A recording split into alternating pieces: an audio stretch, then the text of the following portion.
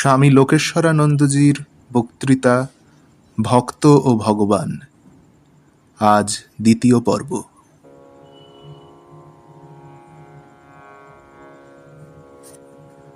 মাস্টারমশাই অর্থাৎ শ্রীমর মধ্যেও এরকম একটি ভাব ছিল।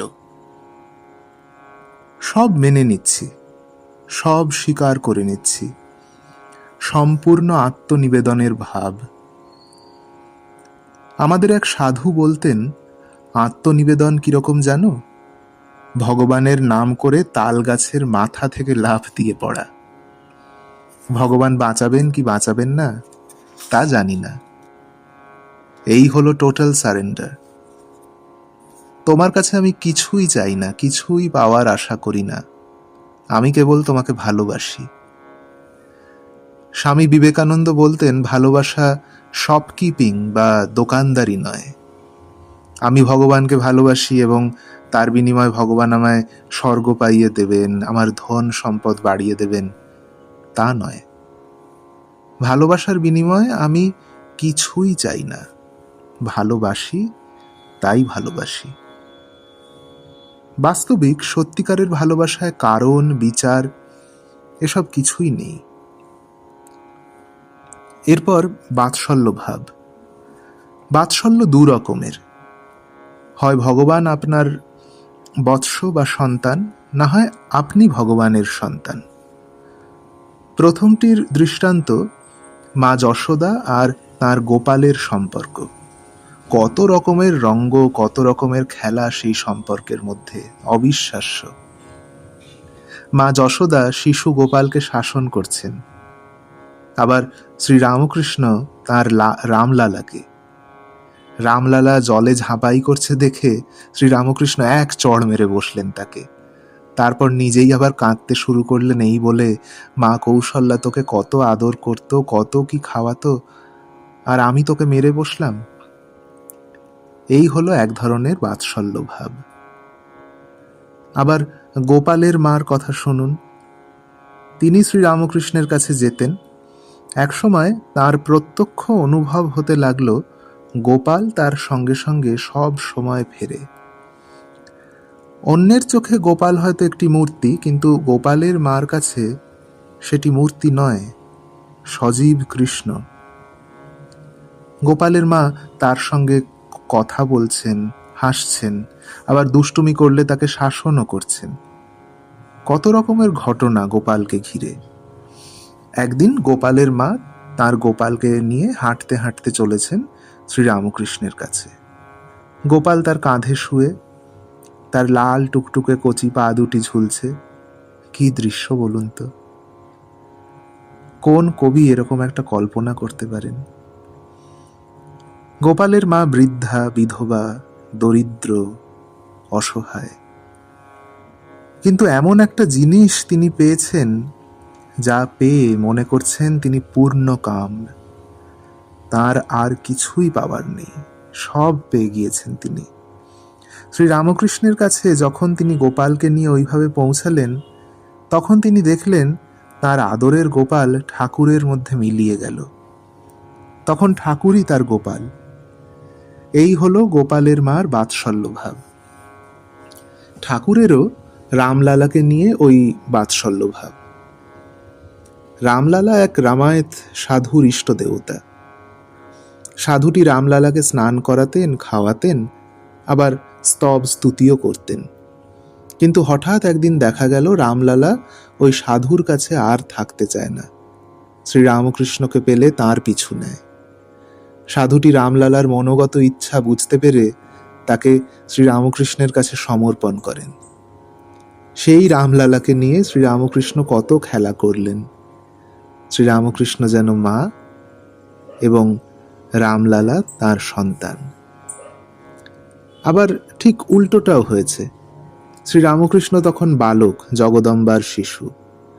মাকে বলছেন, মা আমি অবোধ, আমি কিছু বুঝি না, তা বলে তুই আমাকে বঞ্চিত করিস না মা। রামপ্রসাদ এরা খুব বুদ্ধিমান ছিল, আর আমি বোকা।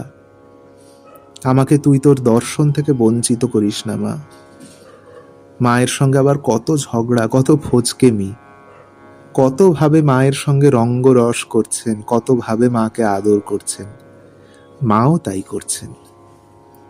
আপনি আপনার শিশুকে খাওয়াচ্ছেন, সে খাচ্ছে, সে আবার হয়তো একটু ভাত তুলে আপনার মুখে গুঁজে দিচ্ছে।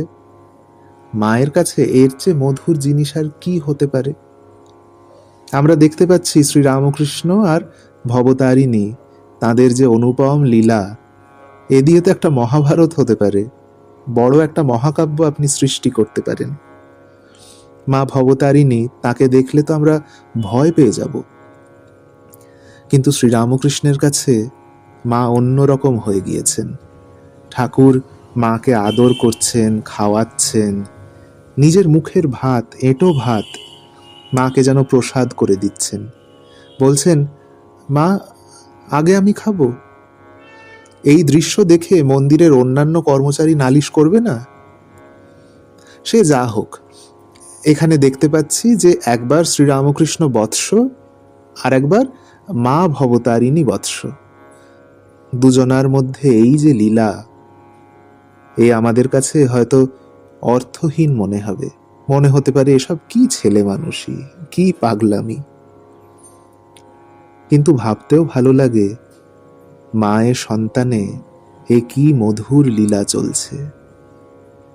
এই অবস্থায় ঠাকুর একদিন মায়ের ওপর অভিমান করে বলছেন, মা, এত ভক্তকে তুই দয়া করেছিস, আর আমাকে দেখা দিবি না মা? তাহলে এই দেখ, তোর সামনেই আমি গলায় খাঁড়া দেব। এই যে জেদ, মা তাতে খুশি হলেন। ছেলে যদি জেদ না করে, জোর না করে, দাবি না করে, মা খুশি হন না। এই প্রসঙ্গে আমার একবারের একটি ব্যক্তিগত অভিজ্ঞতার কথা বলি। উড়িষ্যার এক জায়গায় বোধহয় রিলিফের কাজে গিয়েছিলাম। সেখানে ডক্টর বিশ্বাস নামে এক বাঙালি ডাক্তারের বাড়িতে আমি ও আরেক সাধু অতিথি। বাড়িতে ডক্টর বিশ্বাস আর তার স্ত্রী থাকেন। স্ত্রী খুব ভালো রাঁধতেন, রান্না করে খাওয়াতেন আমাদের। প্রতিদিনই বলতেন, ভালো হয়নি বোধহয়, কেন খাচ্ছেন না, রান্না বুঝি পছন্দ হচ্ছে না। তারপর একটা কথা বলেছিলেন, যা কখনো ভুলব না। বলেছিলেন, ছেলে যদি মার কাছে চেয়ে না খায়, মার আনন্দ হয় না। ছেলে বলবে আমি এটা খাবো, ওটা খাবো, ছেলে আবদার করবে, দাবি করবে, আমাকে এটা দাও, ওটা দাও। ছেলে যদি মার কাছে না চায়, তাহলে মার তৃপ্তি হয় না। তা বাস্তবিক বাৎসল্য ভাবের মধ্যে এইটি আমরা দেখি। আমাদের দেশে আরো কত ভক্ত আছেন। ইদানিং শ্রীরামকৃষ্ণ আসাতে ঝট করে শ্রীরামকৃষ্ণের কথাই মনে পড়ে যায়। শ্রীরামকৃষ্ণ বলছেন যে এই বাৎসল্য ভাব সবচেয়ে মিষ্টি।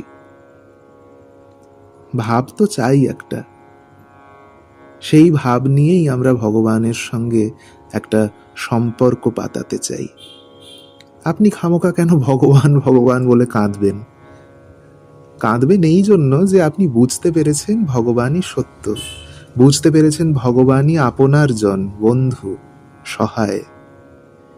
তিনি না কৃপা করলে আপনার রক্ষা নেই, আপনার কল্যাণ নেই।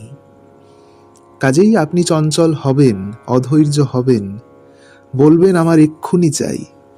হচ্ছে, হবে, অনেক তপস্যা করতে হবে, অত সহজে হয় না, এসব কথা আমি শুনছি না। অত তপস্যা আমি করতে পারবো না, ও ক্ষমতা আমার নেই, যে পারে করুক, আমি পারবো না। ভালো হই মন্দ হই, আমি যা আছি সেইভাবেই তুমি আমাকে মেনে নাও, গ্রহণ করো, আমি তো তোমারই সন্তান, এটি আমার পরিচয়। আমার অন্য কোনো পরিচয় তো নেই, তোমার সন্তান আমি, তুমি কেন দেবে না? এই হচ্ছে বাৎসল্য ভাব।